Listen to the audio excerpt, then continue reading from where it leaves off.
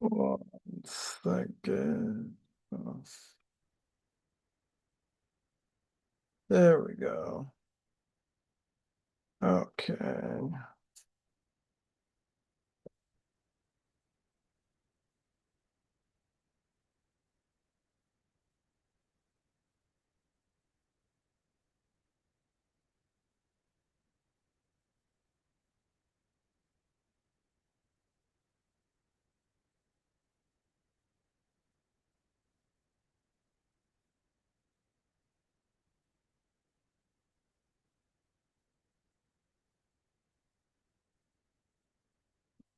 Okay.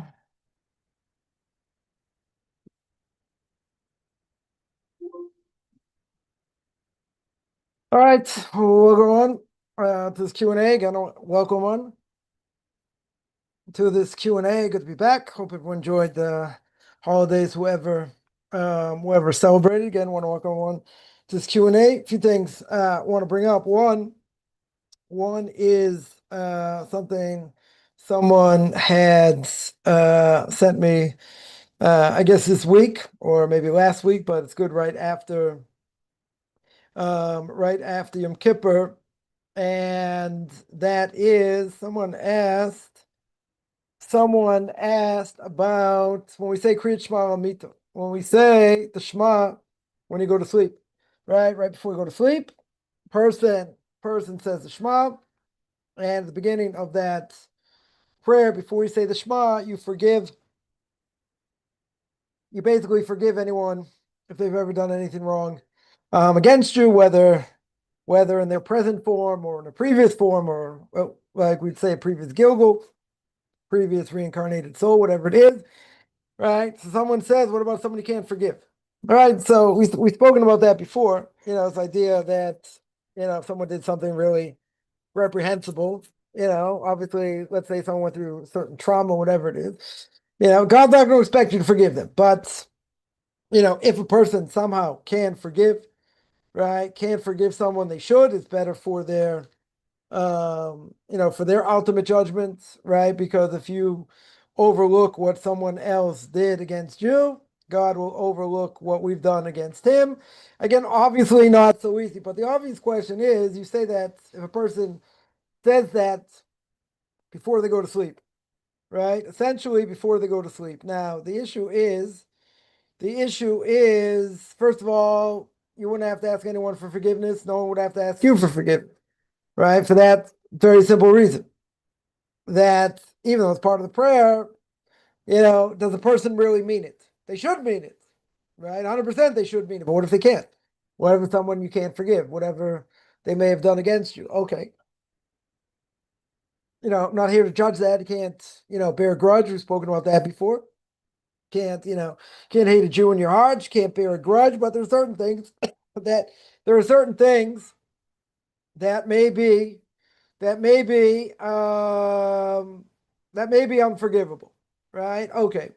Now, that being the case, God is not going to expect somebody, obviously if they did something really horrific, God's not going to expect someone, to forgive them. But you would ask the obvious question, and that is you never need to ask forgiveness from anyone for one very simple reason, because you already forgave them. Right? So again, how many people, when they say that before their head hits the pillow, even though we've come out of Yom Kippur, even though we've come out of all the singing and dancing on Sukkot, right now we're in the everyday going, this coming Shabbat is going to be Parshas Bereishis, the beginning, right? Beginning of the Torah, right? And, the beginning of the book of Genesis.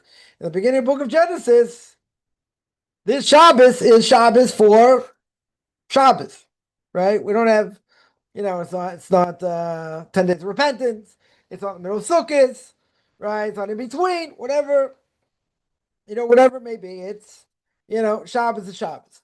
So, that being said, does God expect somebody to, somebody to forgive somebody else if they've done something like, really horrific? So obviously, right? Obviously, it'd be better if someone can, but we're human. You know, you can say, but what about, is that bearing a grudge? You know, again, it depends, what was done. It depends on the sin itself, right? But again, as we always say, the Torah was not given to Malchei Hasharis. Torah was not given to angels, right? There's a limit. It's a limit to what, a person can take. Obviously, it's better if a person's, somehow able to forgive, get it out of their system, so to speak. Obviously not so easy, but even with all that, at the end of the day, if a person has the ability to forgive, yeah, even if they think they can't, right? Let's say, but deep down, God knows what a person can do or what they can't do. So that can be held against somebody, right? And the reason it can be held against someone is because God sees you have higher potential. Even if it's hard for a person, right? That's going to be the second movie that a person sees after they die, what their real potential was, why they had to go through certain things, why they had to do certain things. I'm going to be kind of surprised by, what the expectations are, but as we always say, you can't rest on your laurels, right? You can't, just because you did something yesterday, today has to be better. Today has to be different. You can't, the prayers we say, even though we say the same prayers over and over again on a daily basis, on a weekly basis, on the holidays, separate prayers for that. Okay. Nonetheless, each day we say, we say before the Shema, the paragraph before the Shema, we say, God machadish b'chol yom tami. God renews creation anew. Anew means exactly that. It's a new day. Right? It's a new day. It's a new day to serve God. It's a new day to work on Amunah. It's a new day to, work on our relationships with others. But you know what? Life is hard. Life gets us down. Yeah. Yeah, we get bogged down in the everyday. It's true. So now the evil inclination comes along, and the evil inclination is going to say, you know what? I gave you, we said this before, just reemphasize, right? The evil inclination says, I gave you 30 days a month ago. Yeah, you want to work on yourself, this, that, take on things, very good. I gave you 10 days of repentance. I gave you Rosh Hashanah.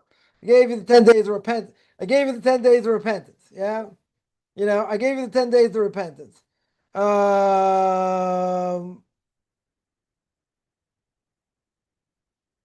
So, I gave you 10 days of repentance.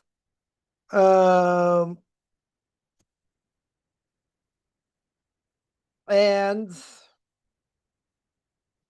I gave you Yom Kippur. Now, after I gave you Yom Kippur, after you go through atonement, I gave you Yom Kippur. Very good. So then I give you another mitzvah, another big mitzvah. Yeah, what's the big mitzvah? Sukkah. Give you the ability, sit in the sukkah, sleep in the sukkah, do everything in the sukkah.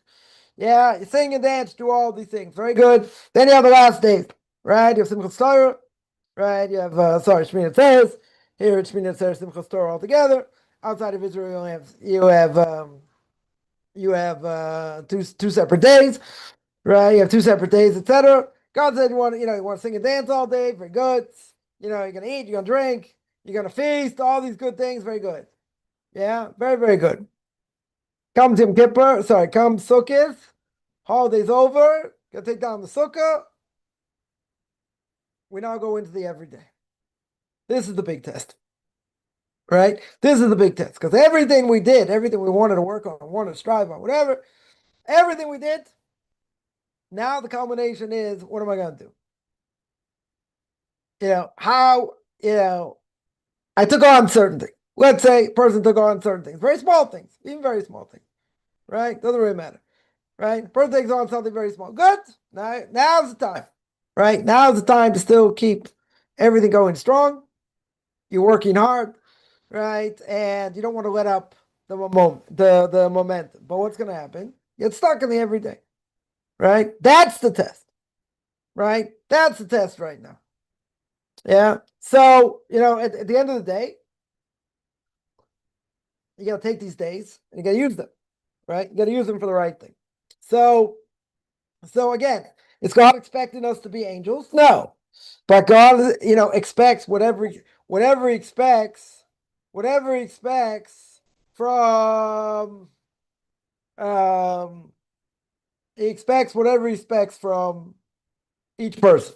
right? Some people expect a lot more from, some people less from, right? Doesn't really matter. God expects whatever he expects, and we have to reach our potential. So a person shouldn't be caught up, for people that have done things that they can't forgive, right? Again, we're not angels. And if it's something, traumatic, God's not going to expect you to forgive someone. Yeah, but if someone could, okay. But, when a person says the Shema and you really can't forgive the person, you're saying when you say the Shema at night, right? So you're saying, I do forgive them. Okay. It's part of the prayer. You say it very good. But again, we mentioned many times, I just want to reemphasize this, how, does the person really mean it? Because if a person really meant it, no one ever has to ask forgiveness for anyone else, right? If they say it, right? Especially from a Jew who's gonna, keep these things. Very good. But in general, how many people really mean it? They should. So you tell me they should mean it. Okay. They should. But again, what if you can't forgive them? What if somehow you can't forgive them? Right? So I tell people, don't worry about it. You say it, you try and work on it. If it's something you can't do, it's something you can't do. Now, I will say one thing, and that is, even if a person can't do it, yeah, let's say it's very, very hard for them. Okay. So let's say God will cut you some slack. Let's say, okay. What if he thinks you have greater potential? You may think you can't do it, but what if God thinks you have greater potential? How are we going to know what that potential is? Nobody knows. Nobody knows. Nobody has a clue what their potential is. Now, a person could go through things, very hard things. Yeah. And they say, like, how am I going to get through this thing? How am I going to get through this week? Yeah. God gives everything that a person needs and gives them the ability through their DNA, their spiritual DNA, gives them the ability to be able to overcome whatever they need to overcome. You tell me, I don't think I can do it. I think it's impossible. Okay. So then a person's going to say, well, God set me up to fail. Not true. That's for sure not true. Why? How do I know it's not true? Because God doesn't do that. It's not a question, how much are you going to fail? So then you tell me God's a masochist, God forbid. Why do I say masochist? Because he's setting you up to punish you. Right? That's not what the Torah is about. What the Torah is about is I need to do what I need to do. If I don't do what I need to do, there's payback. Right? Say in the second paragraph of the Shema, you do the right thing, very good. You get, rain in the right time, you have food. You don't do the right thing. There's payback. One of 13 principles of faith of Maimonides. Yeah, there's payback. 100% there'll be payback. There's reward and punishment, right? 100%. 100% the reward and punishment. Yeah. So it's something I have to believe in. Very good. But isn't it hard? Is it hard to deal with everyday things? Sure. Everyday things are hard to deal with. Okay. But God doesn't put a person in, a situation they can't handle. Even if we think we can't handle. But with every trial, tribulation, no matter how hard it is, most people would say they're better off being the people they are now because they went through it. Yeah, maybe not everybody, but I think changes who a person is, right? Changes their world outlook and and all that. So that we've spoken about. I just wanted to harp on that a little bit. So the other thing I wanted to mention was, by Hoshana Rabbah, the last day, the last kvittel, as we call it, the last day of Sukkot, means the last time for repentance, right? Really, really, if a person had a bad judgment, this is the last time. Some say even until Hanukkah, you can overturn a bad decree. But let's say in this case, you have until Hoshana Rabbah, right? So Hoshana Rabbah happened to be the day before Shmini Atzeres, right? Or Shmini Atzeres Simchas Torah in Israel. But on Hoshana Rabbah itself, absolute, unbelievable thing happened, right? You have all the living hostages let out. All right, still trying to, get some of the dead ones out. And, I don't know if Hamas really knows where all they are, whatever. But, okay, working on that also. Now, very ironic it happens now, right at the end of the holiday. Yeah. So, for whatever reason, God orchestrated it and allowed it to happen now. Now, one thing, just to keep in mind with this whole ordeal, that's gone on for the last 2 years without getting into any politics at all. One thing is very clear, right? One thing, I mean, I should say not one thing. There are a number of things very clear, right? One is, Hamas and people like them, their goal is to eradicate every Jew in the world, no matter where they are. They're out there to eradicate people who don't think like themselves, right? These radical Muslims. Okay, yeah, that's out there. Very good. Now, everyone's very happy the hostages are back, right? The live hostages are back. There's no question. The problem is that you have a Mishnah in Gittin that says, and we've spoken about this before, but I just want to harp on this now, because what happened, the Mishnah says that if someone's taken captive, you don't redeem them. Now, why don't you redeem them? Why is it forbidden, according to the Mishnah, to redeem them? Because non-Jews do it all the time, and they'll ransom the Jewish people, right? They'll absolutely ransom them and keep doing this over and over and over again. The Maharam Mirutenberg. Maharam Mirutenberg was the Rebbe of the Rosh, Rabbeinu Ash. Yeah, more than 1,000 years ago, or about 1,000 years, a little bit less. And he was imprisoned. The Jewish community wanted to raise all kinds of money to pay off the officials, get him out. And he said, no. He said, it's absolutely forbidden. Don't do it. They'll keep doing this. And he ended up dying in jail. He died in jail. So really, the halacha should be that you're not allowed, it'd be forbidden, let's say, but it's forbidden to redeem these people. It's sad, the families, this, that, true. To go through unbelievable anguish. But if you don't stand strong, what's going to happen? They'll do it again. Do it a third time. Do it a fifth time. So you can't have that. Just people, it'd just be horrific. They'll keep taking people left and right and ransoming them. Now, you have, just to make it, clear, right? Absolutely clear. Gilad Shalit, if everyone remembers, was taken captive, and whatever, the horrific thing.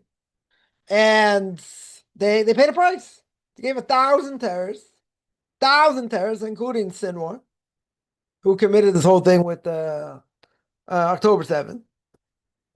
He himself included. And they gave 1,000 terrorists for one Jew. Yeah. Now again, his parents fought it. They never lost hope, this and that. Okay. Unbelievable anguish. I'm not saying anyone should, God forbid, should have to go through it. Yeah. But you pay a price. You think, like, all these terrorists they let out, they're not going back to terror, they're reforming? Come on. Yeah. And there are plenty of them that got caught doing or trying to do horrific things. Yeah. So in this case, same thing. Yeah, 250 people. Life sentences on them. Okay, certain people they didn't allow out. Right? Certain people are never going to allow out. Okay. Yeah. 250 terrorists they let out. For these 20 live people and whatever, the rest of, what do you call it? The rest of, the dead that hopefully will be brought to Kever Yisrael. They have to be able to be, properly buried. Now, so what's the permissibility? Now, these terrorists out, will let go. Heroes welcome. Heroes welcome in Gaza. Yeah. Right? So how can it be permitted? So really it should be forbidden, yeah? Something like this you got to permit. Right? The anguish of the families, everything else. We're not just saying, wow, you just blow off the Mishnah, right? You blow off the Gemara and say, well, too bad. So much political pressure, this, that. Yeah, they didn't have a choice. Right? Centuries didn't have a choice. Right? And certainly, across the board, rabbinic authority said, yeah, you have to do it. Right? Yeah, you have to do it. But remember one thing. We're very glad the hostages are back, no question. Yeah. And hopefully the ones that are not alive get proper burial, they find them, whatever. Next chapter, a whole different issue. Yeah. Next chapter, see what's going to be. But, we're not going there politically. But at the end of the day, what happened? At the end of the day, they paid a serious price. They paid a real serious price with people with serious blood on their hands. Yeah. And they're roaming the streets now. They're going to be roaming the streets doing who knows what. Some of them weren't allowed into Gaza. Okay, whatever. Now, this is horrific. I don't think there's any question. I don't think anyone's like, singing and dancing and say, wow, this is the best deal, we could have ever gotten and whatever. And so we just had to take it. No, they did what they had to do. Yeah. The rabbinic authorities, they had to do it. Okay. But you got to remember that even though they had to do it, the Mishnah still stands. Right? And they have said themselves, they'll do it again. They'll do it a third time. They'll do it. That's their goal. Now, what's going to be left of them? How are they going to get rid of all of them? And what are they going to do in the next state? Okay. Yeah, I thought it was kind of foolish what they did. Hamas, because now Israel is going and just, once they get, all the bodies back, just go and kill everybody. They could do that. Right? Can't imagine they will, but how are they going to get them out? How are they going to get rid of them? Yeah. And they're regrouping now, whatever. Okay. Yeah. But this deal is a horrific deal. According to everybody, it's a bad deal. Yeah. You can say it's the best deal they could have expected. They could have given more terrorists out. Worse terrorists out. Okay. Yeah. There are certain terrorists they didn't let out. Very good. That's true. They didn't let out. They probably never let out. The families are happy, hostages are happy, everyone's happy they're out. Very good. Right? I don't think there's any question. Jewish people should be ecstatic they're out. Celebration that they're out. Okay. So you tell me it shouldn't have happened in the first place. Good. Yeah. Question why it happened. Okay. Yeah, we spoke about it a lot, over the last few years. Right? It's not really the point now. But you see, this is exactly what the Mishnah doesn't want. It's such a lopsided thing. I mean, you see by Gilad Shalit, you see 1,000 people they let out. 1,000 people. Terrorists. Yeah, gonna go back to terror. Many of them did. Yeah. 1,000 people for one. So you can look at it and say, well, look how important one Jew is in the world. True? Each person's their own world, right? You can see by creation. Each person's their own world. Very good. And they can either build worlds or destroy worlds by our actions, by what we say. Right? The power of the tongue can kill. Certainly can kill. 3 people, the one who said it, the one they said it against, and the person who heard it. Right? More than 30 prohibitions in one shot. Each person has the ability to, rise to high spiritual levels. Or God forbid fall to, great spiritual levels as well. Okay. So each person has the power. It's true. 100% true. Right? So each Jew is special, no question. But look at the end result. They obviously, when they were negotiating before, which negotiations are a joke because, Hamas just keeps changing changing their tune and what they want and reject this or reject that or reject the other thing. Everything they ask for are crazy. Okay, we're going to let out some female soldiers. You're going to give us, you're going to give us 50 terrorists for every soldier, male or female. 50 to 1? Like, seriously? Okay, you don't want to say 1 to 1, 10 to 1, 5 to 1. I mean, it's absurd. Totally absurd. Right? But how precious is a Jewish soul? So they also understand that. Not totally stupid, right? They also understand the length the Jewish people will go to, right? To make sure, if God forbid somebody dies, however they die, they're going to have a proper Jewish burial. And you have subhumans over here that are holding dead bodies. That's one thing. You want to hold live bodies, one thing. What are you doing, dead bodies? Yeah, even if they know where they are, that's I think part of the problem. They don't know where a lot of them are, or some of them are. Anyway, but you see that Jews will never forego Jews. Yeah, someone gets stranded somewhere. Let's say the car malfunctions. So I have all kinds of people, religious, not religious, everyone willing to help. Push the car, help, see what they can do. Different things. For us, Doesn't matter. Religious, not religious, ultra religious, less religious. That's who the Jewish people are, right? What do three character traits make up a Jew? Three character traits are they're Baishanim, Rachmanim, and Bali Chasad. They Baishanim, they get embarrassed easily. They're Rachmanim, they have compassion on others, and they do a lot of chesed, do a lot of acts of loving kindness. Jews are the biggest giver, bar none, when it comes to charity, than any other so-called ethnic group. It's not even close.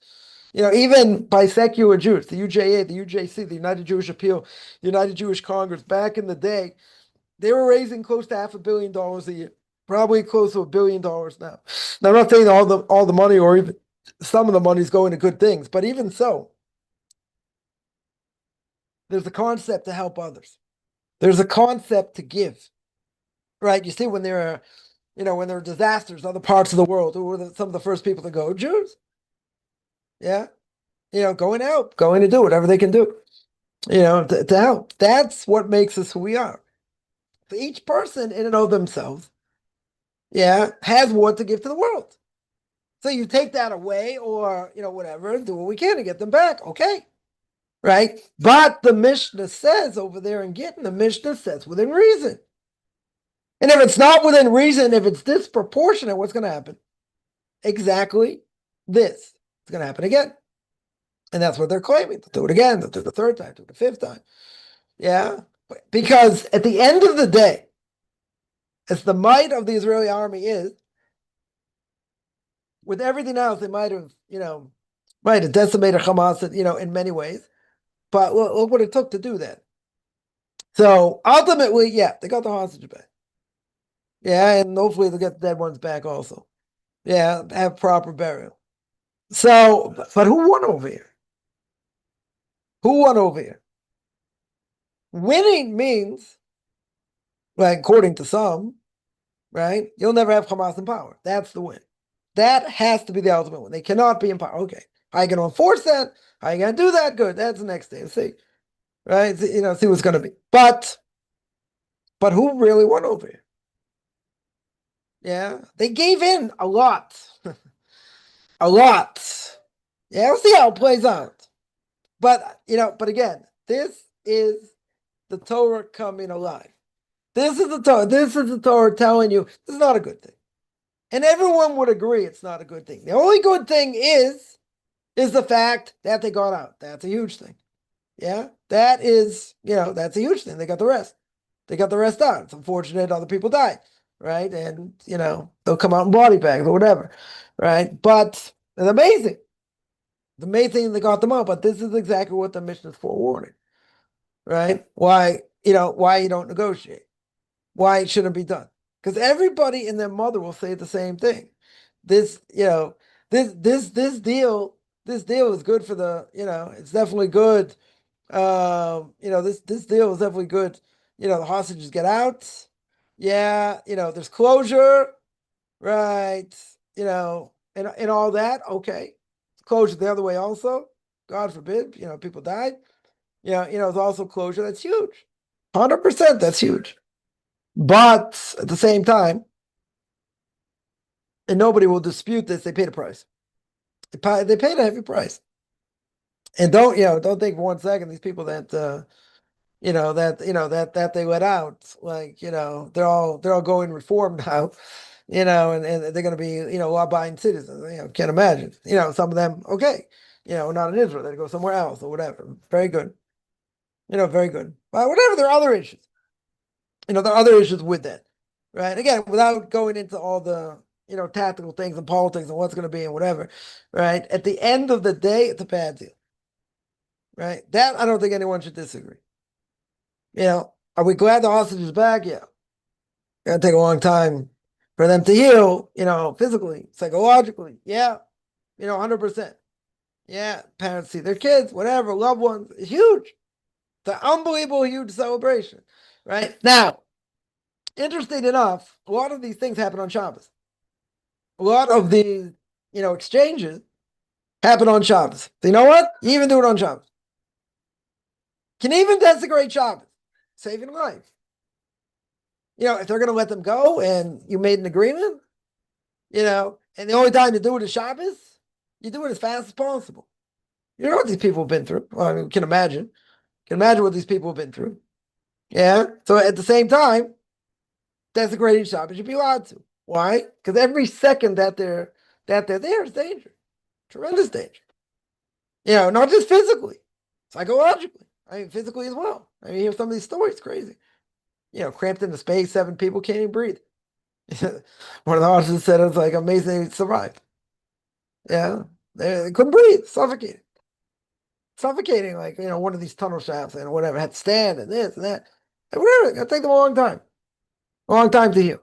Yeah, if some of them will ever get over some of the things they went through. Okay. This is it, but you do whatever you can. You do whatever you can to get them back. But this is why the Mishnah warns. The Mishnah says you shouldn't take them back. It's sad, it's tragic, and whatever. But you see, and hopefully we won't see this from this deal, hopefully not. But you see from the deal with Gilad Shalit, 1,000 people were let go. A lot of them went back into crime, and one of them committed the heinous act. What happened October 7th? Yeah, well, thank God it's not around anymore. But damage was done. Damage was done. Yeah, so you pay a price. And everyone would agree. I don't think anyone would disagree. They said that's the price. Okay, that's the price we're willing to pay. But at the same time, you're risking other people's lives. Here in Israel and even abroad, right? But let's say even here just in Israel. That is a risk to human life. Letting these slime balls, scumbags, whatever you want to call them, subhumans I would call them, you let them out, what do you think they're going to do? They're going back to the same thing. Right? Person goes to jail, they don't come back rehabilitated, they come out worse. A lot of time. Yeah, I'm not saying every time, but that's what happens. You're around this type of people, people worse than you, whatever. You learn from it, right? You learn from everything around us, right? From the whole environment you learn. Something's good, something's bad, something's, even worse, whatever. But people have to realize, as great as it is and how happy people are, no question, the price they paid, a huge price. It's a huge price. And even with all the people got killed, all the Hamas people they killed, thousands of these people. Yeah, I didn't get everybody, obviously, but, working on it, whatever's going to be. So that's huge. It decimated them in many ways, right? I don't know, last week or a few weeks ago, like they somehow they were still shooting missiles out of Gaza. I asked somebody, like, how do they have missiles?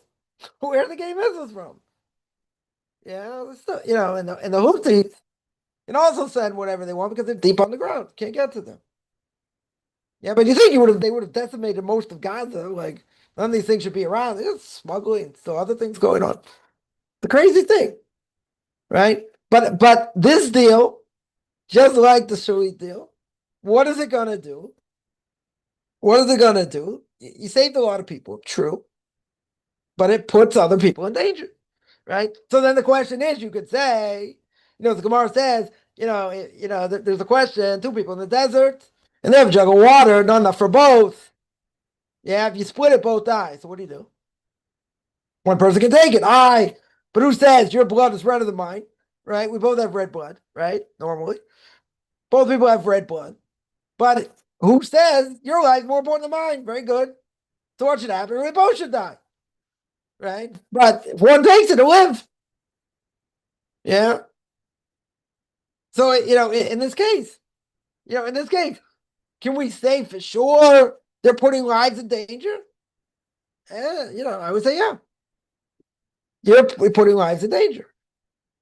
It doesn't matter if if something doesn't take place, God forbid, tomorrow or the next day or a month or 2 months or 5 months from now. It doesn't matter, right? The fact is something can happen later down the line, right? And what happens? What happened ultimately? You let these people out.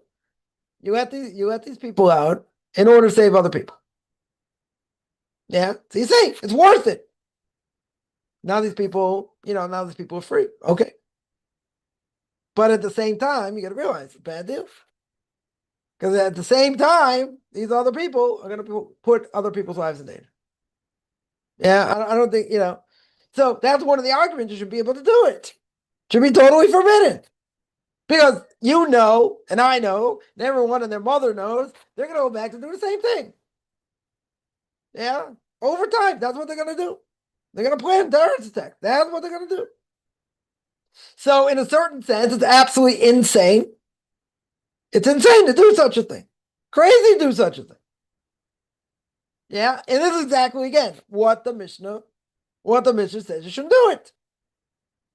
Don't you, one, it's not necessarily, an issue of a danger. It could be a danger, right? But they're going to keep doing it over and over and over again. That's the problem. That is a serious problem. And that's going to drain the Jewish community, from the resources that they already have. It doesn't matter.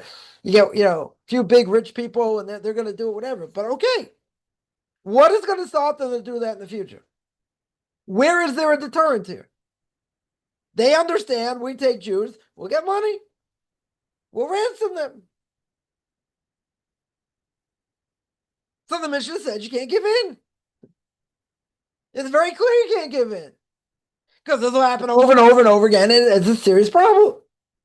Serious problem. So in this sense, okay, you got to do what you have to do. But, as great a miracle as it is, and as happy we are that the hostages are back, are we happy that 250 maggots are on the streets? And they're going to rearm and do whatever? And cause, and cause problems in the future? We're not happy about that. Nobody should be happy about that.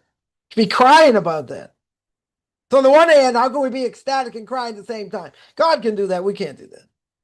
Yeah, but at the same time, it makes you think. It should make a person think. Yeah, but you don't hear too many people talking about it.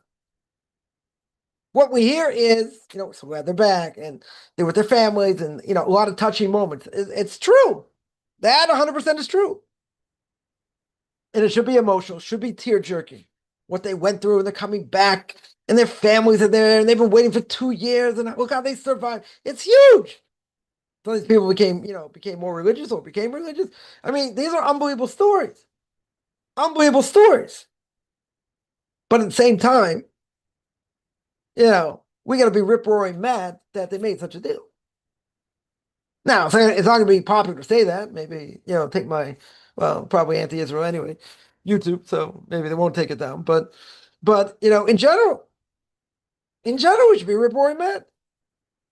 Yeah, that we had to give in to that point. And you know what people will say?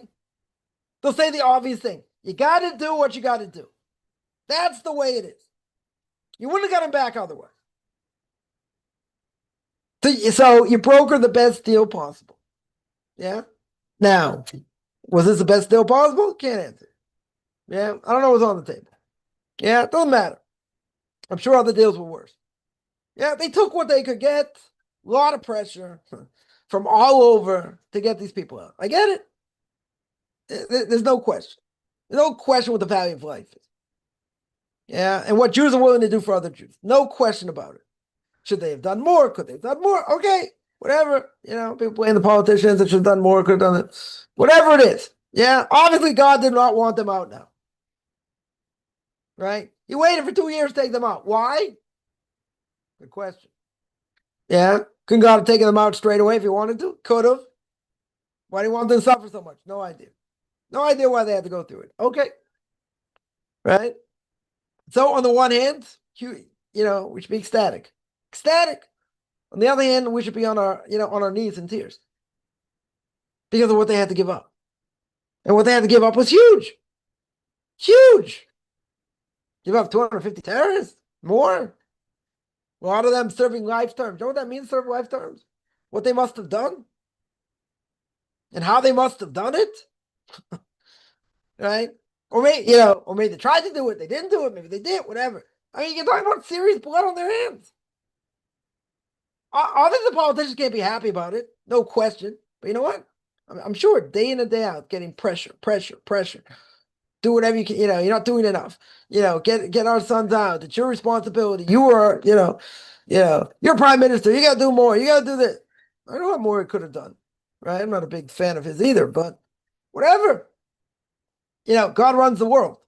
This is something, we're acknowledging this throughout this entire time, right? God's the ultimate judge. Yeah. Say that on Rosh Hashanah, say that on Yom Kippur, say it through Sukkot. God is the ultimate judge, right? The end of Yom Kippur, the holiest day. The holiest day of the year. What do we say 7 times?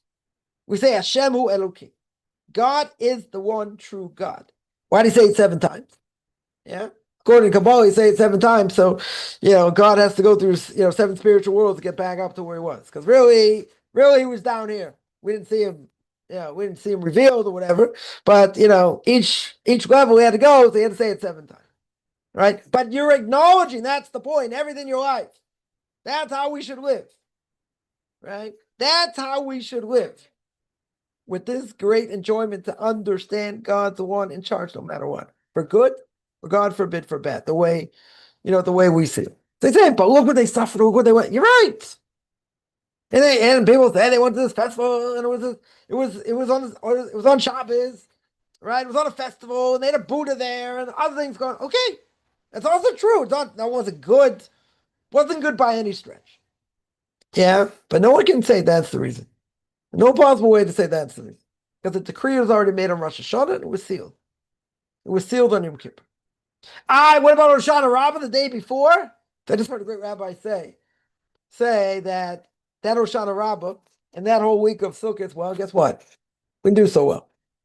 It's obvious you didn't do so well. The second Intifada started a number of years ago when Ariel Sharon went on the Temple Mount right before Rosh Hashanah. So they started the second Intifada after Rosh Hashanah. That was that was their excuse to riot because the Prime Minister went on the Temple Mount. Yeah, because the Arabs believe it's theirs. And it belongs to them, and we have no right to go up there, blah, blah, blah. Yeah, okay. So you tell me that was an excuse. Okay. It's also provocation. Now, some will say if we don't go up there, they're going to think it's theirs. They know whose it is.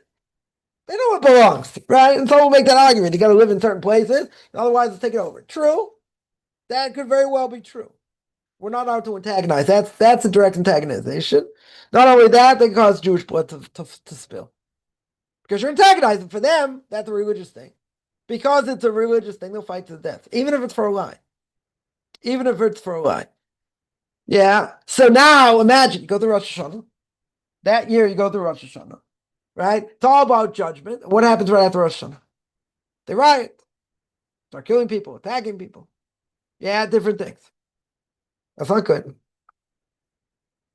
You're in synagogue all day. Right? Pretty much all day. You have festive meals. You're working on yourself. You have the whole month of Elul. Comes Rosh Hashanah. Okay. Yeah. You go through Rosh Hashanah, this happens right after. Now, there's a question. Right? Just throw this out there. It's an interesting question. On that after Rosh Hashanah, was that decree made? After Rosh Hashanah, it's part of the new year, or was before? Well, that was part of the decree before, right? The interesting question where that decree falls in, right? But how does the person feel? The prayers, everything they went through, the solemnness of the time, and you see this like Jewish blood being spilt in the streets right after. So it's not good. 100% it's not good, right? So imagine what happened then. You go through 30 days of Elul. You go through Rosh Hashanah. You go through 10 days of repentance. You go through Sukkot, right? You get to the last day of Sukkot. Then you get to Shmini Atzeres. And what happens by Shmini Atzeres is what happens. It's a horrific decree. Horrific decree. But what does it show? What does it show beyond the shadow of a doubt? It shows, obviously, where it falls here. Obviously, we did whatever we did. And God said, okay, I'm going to take it out this way. I'm going to punish this way. Because, I've seen these posts so many times ad nauseum. This person was cut down. It's tragic. People were killed. No question. Yeah. And then you see people say, but all this person wanted to do was dance. That's all they wanted to do. Musical expression. What were they doing with the Buddha there? Okay. We're not going to ask that question. But all the person wanted to do was dance. Someone will say, come on. Where's your compassion? You don't have compassion? Of course I have compassion. It's horrific what happened. There's no question. It's horrific, and they were killed because they were Jews. That's no question. Yeah. But someone puts that out there and they say, well, freedom of expression, freedom of beliefs, freedom from Judaism, freedom from this, but all they wanted to do was dance. Can you blame them? Right? That's the insinuation. Can you blame all they wanted to do was dance and that's what happened? I'm not saying that's the reason it happened. Nobody knows the reason it happened. But it was a divine decree that we understand.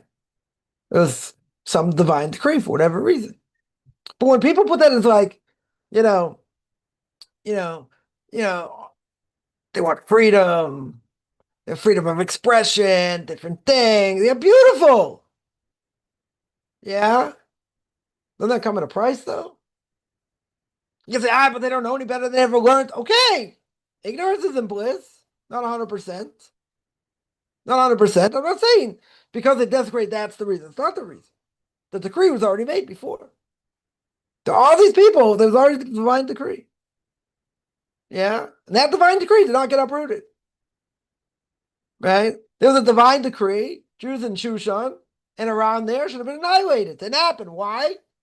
Because Mordechai and Esther. Yeah, they came and saved the day.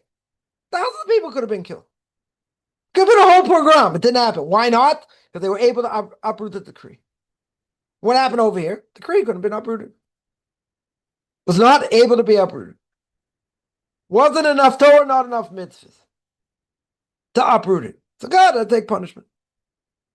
Yeah, God had to do what he needed to do. Okay, but again, it's not something, it's not something we necessarily, we understand why and what the measure for measure is, and all that. Yeah, but when you see something like that, it's gonna make you think. And they're pulling on our what do you call it? And on our emotions. And they're pulling our emotions to say, wow, look at this person. Look at this person. Didn't do anything wrong. All they wanted to do was dance. Now, you could argue that. You could definitely argue that and say, well, maybe it wasn't the best venue to do that. And maybe, you could ask all kinds of questions. But then those go, but they don't know any better, they never learned, blah, blah. Okay. Right? But they're pulling on emotion, which I get. They're pulling on emotion. But think what's behind it. Right? You got to look at everything from a Torah perspective. Just because people said, they have a right to be able to dance and express themselves. Okay. Yeah. People have free choice to do whatever they want. Right? No one's, once man ate from the tree of knowledge and they make decisions. Yeah. They have the evil inclination inside. They can make the right decision, can make the wrong decision. Maybe the decision's up in the air. I don't know. Whatever it is, very good. Yeah. There are repercussions for what you do. That nobody wants to hear, right? And you're not going to explain to somebody, obviously doesn't believe in this, you're not going to explain to them, well, maybe, as much as freedom of expression, maybe it's not the right thing necessarily for, a Jewish person to do. They'll never hear that. They'll have, they'll say they have right to do what they want, and these animals didn't have right to do. You're right. These people had no right to attack them and do what they did. 100%. 100%. Yeah. But wasn't God using them? Wasn't God making a point? Yes. Were these people guilty? Oh, yeah. Did they get what they deserved? God will take care of them. Right? A lot of them were killed. Yeah. God will take care of them. Yeah. Even if they were killed, doesn't matter. It's not enough atonement. They're probably going to get severely punished later. Okay. Yeah. God used them as a stick. Yeah. But again, so someone says, well, they're doing what God wanted them to do, so to speak. They had free choice. Very good. They had free choice. I can hate what they did. 100%. I can call it heinous. I can call them scumbags and maggots and other names and whatever, animals. That's what they are. But they came and did it. They came and did it, and God didn't stop it. Now, why didn't God stop it? What's the answer? Nobody knows. Nobody knows. Maybe we'll find out later when we're dead. Right? Maybe it'll all become clear what happened. Okay. But nobody knows. Divine decree. Well, one thing we do know. The one thing we do know is God did not stop it, did not interfere, that he allowed it to happen. Now, if he allowed something so heinous, if, if any Jew gets a scratch on their head, yeah, or they fall down or something like that, God feels it. At whatever level, God feels it. Imagine the pain. Yeah, when the Jewish people go into exile, they go into Babylonian exile, thousands, tens of thousands, more, butchered, slaughtered, this and that. God with them in exile, right? So commentaries tell us, so what he feels the pain. So he feels the pain, right? Everyone's going to ask, so why do it? Because God had destroyed his own house. With Jeremiah, you look at the book of Jeremiah, he's screaming at everybody, screaming at the Jewish people. They tried to kill him at one point, more than one point. He's telling them God's going to destroy his own, his temple. They didn't believe him. Why didn't they believe him? First of all, they didn't want to change. But second of all, the temple's still standing. So Nebuchadnezzar comes and he destroys the temple. Yeah, basically it was already destroyed. It just sticks, it was just, stones. But the stones weren't anything because people weren't keeping what they needed to keep. So there was severe punishment, but God felt the pain. Felt tremendous pain. Jews going into exile. Tremendous pain. He has to go out of his own house. However that works. Right? However that works Kabbalistically. He feels the pain. Doesn't want to do it. Doesn't want to do it. A parent never wants to have never wants to discipline a child. You have to. Right? They have to have limits. You have to know they have limits. You can't just do whatever they want. Yeah? Kids want to be disciplined. They might not admit it.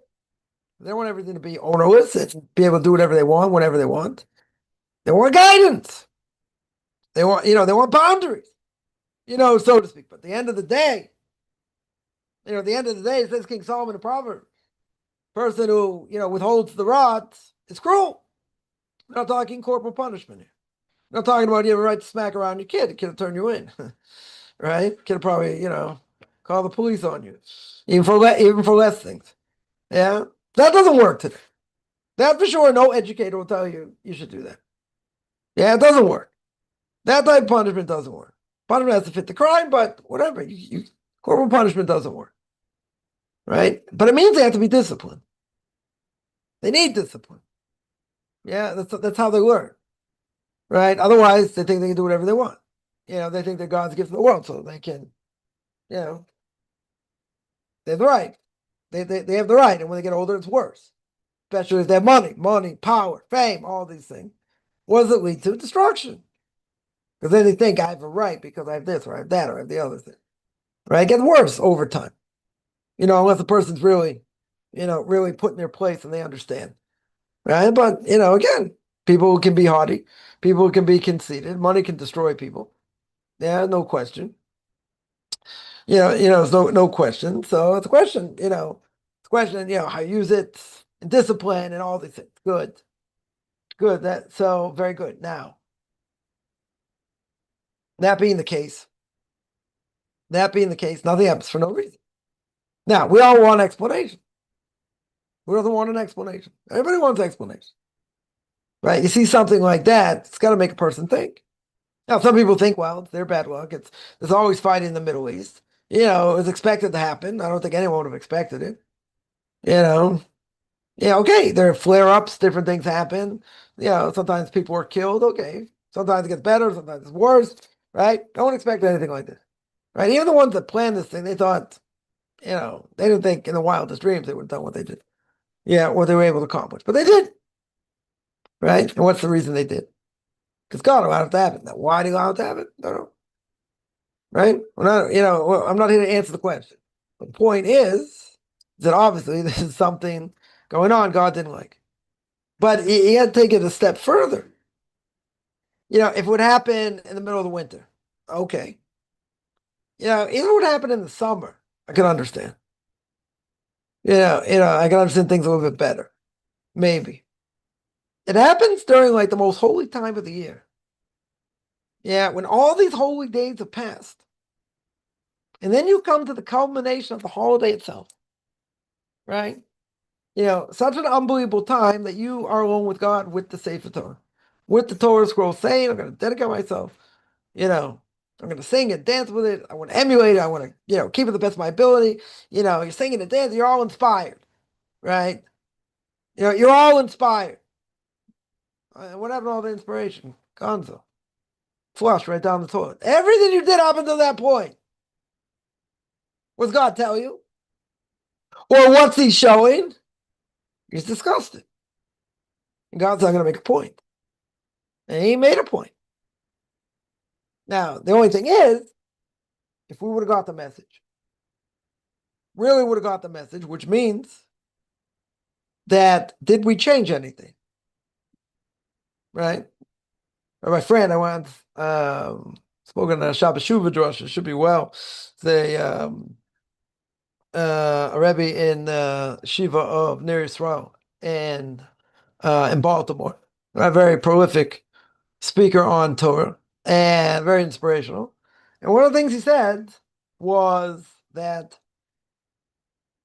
through this whole ordeal, he said it like a year later.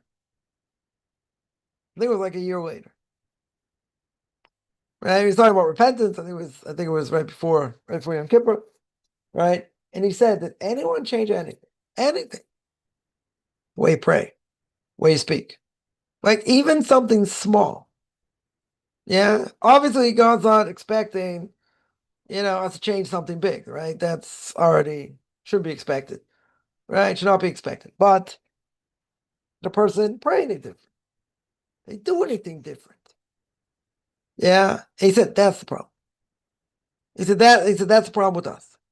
You hear something like this, you witness it, God forbid. I mean, saw some of these images, horrific images, right? And all that. Did it change anybody in any way? Now, if someone says no, and I guarantee there'll be some people that will say they didn't change anything. They didn't change the way they pray. Didn't change the way how they talk. Didn't change, other things. That means there's a serious spiritual problem within the person. Serious spiritual problem. Yeah, we all have it to a certain extent, right? No one I think is totally immune from it. Yeah, I'll give you one example. That after prayers for morning, afternoon, evening throughout that, these last 2 years, people have been saying Tehillim, certain Tehillim, Psalm 121 and Psalm 130, right? You say at times of crisis. Yeah, so, okay, person walking out of the synagogue, okay, sort of mumble the words, they say it, whatever. Imagine if one of your loved ones, family member, cousin, I don't know, whoever was held captive. Would you just like mumble the words? Would you be like saying the words with such intention, with such fervor? Probably say very differently. Very good. Very good. What happened over here? Right? What happened over here? After a while, you get used to things. So again, it's part of the prayers. Very good. You say it, whatever. Did it change anybody? Now, if it didn't, if it didn't, this is a problem. This is definitely going to be an issue because something like that happened. Something like that it's almost the equivalent. I'm not going to say it is, but it's almost the equivalent of like dropping a nuclear bomb. That's what happened. It's like dropping a nuclear bomb. And what happens when you drop a nuclear bomb? Everything gets destroyed. Right? It's something so powerful. The images, the graphic images, and everything else. And I'm not saying people should have watched it. Whatever. And these images will stay with people forever. Yeah. So these images have an effect. Okay. Yeah. Even with all that, even with the, all the anti-Semitism in America and other places and how bad it is and this and that. Okay. With all that and with everything else, what did it do?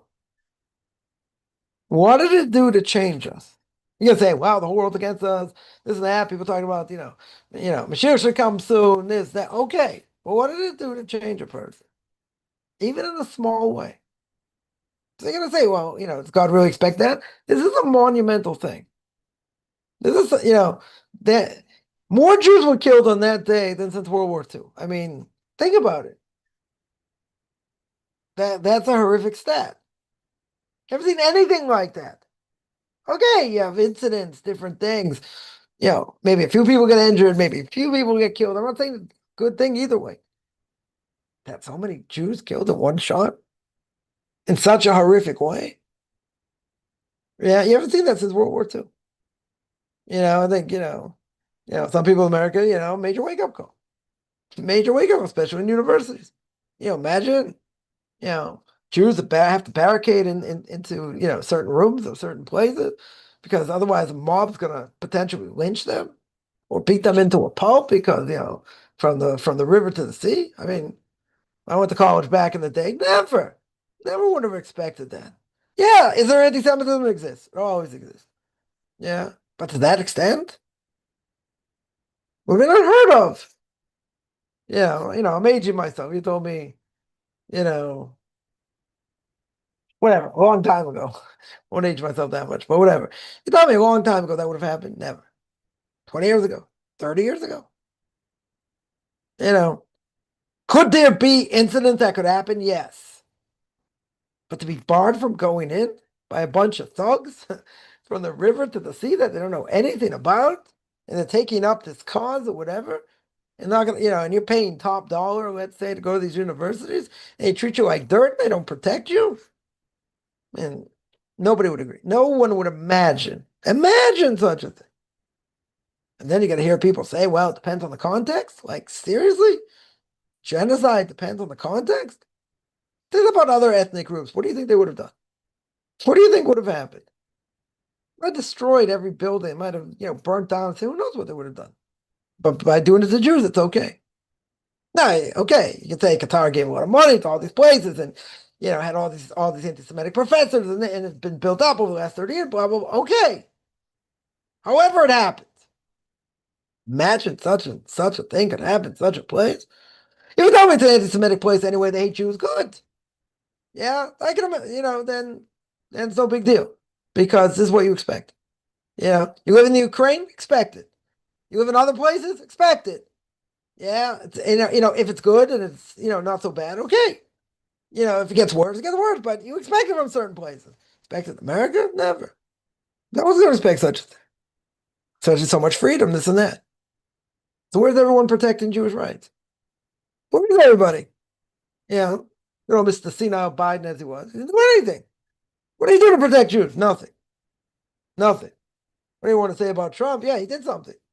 He took money away. He said it's not fair. Freedom of speech. Yeah, can't do that.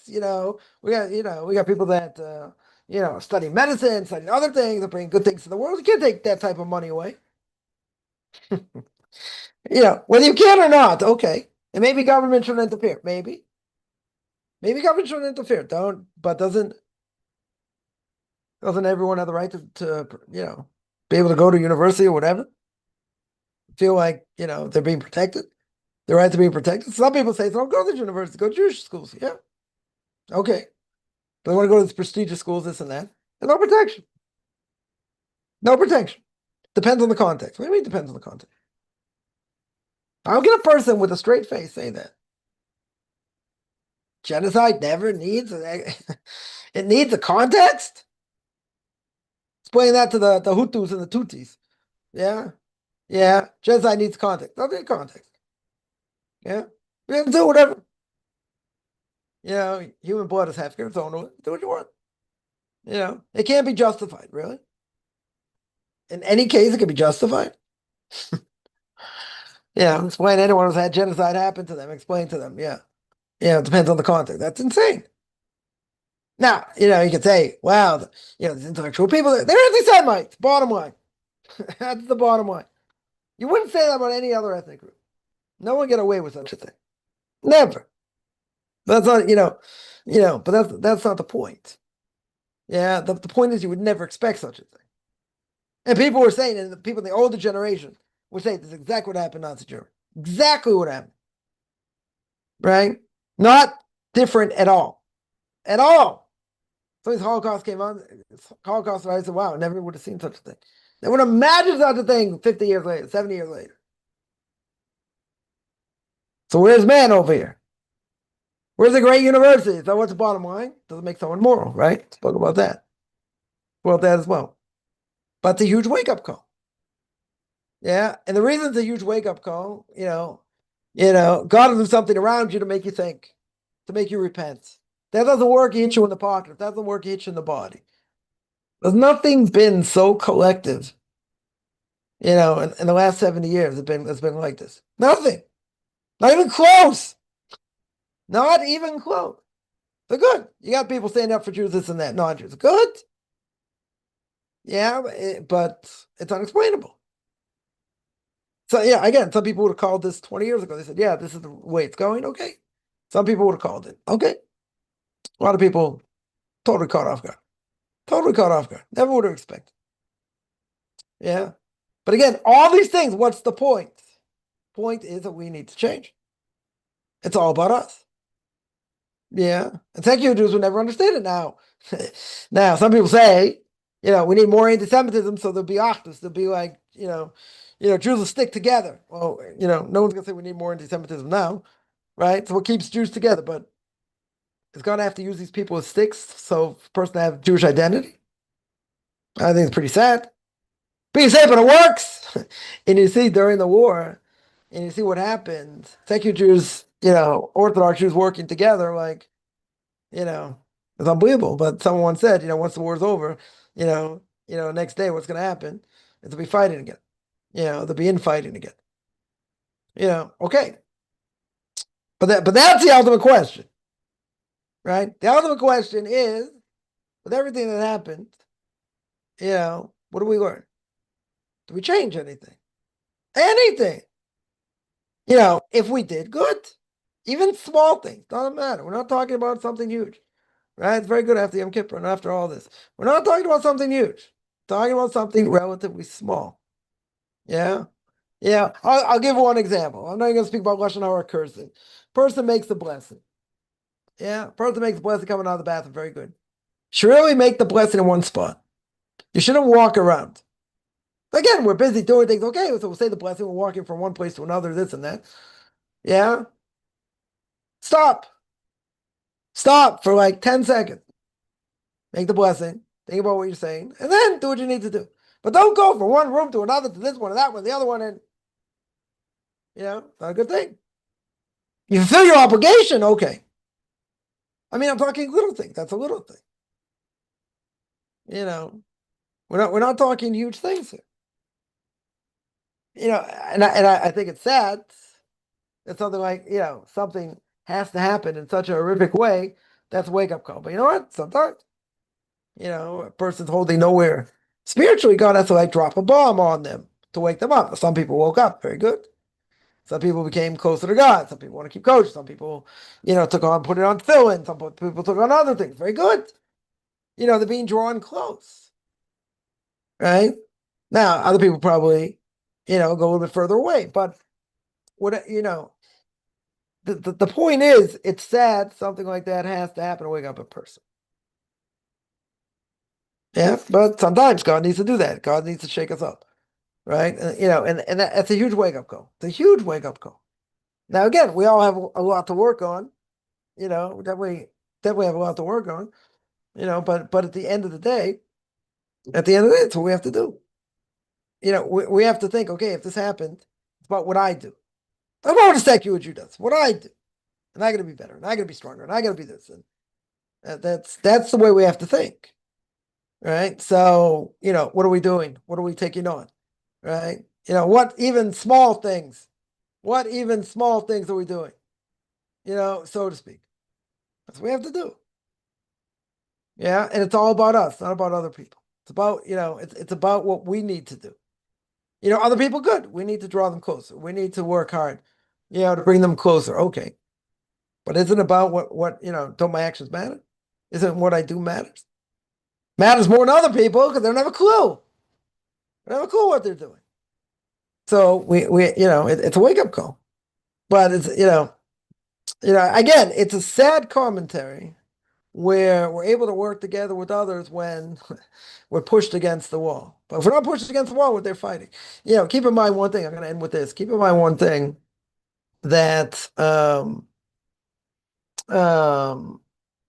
when this happened, there was no discrimination. It was against anybody.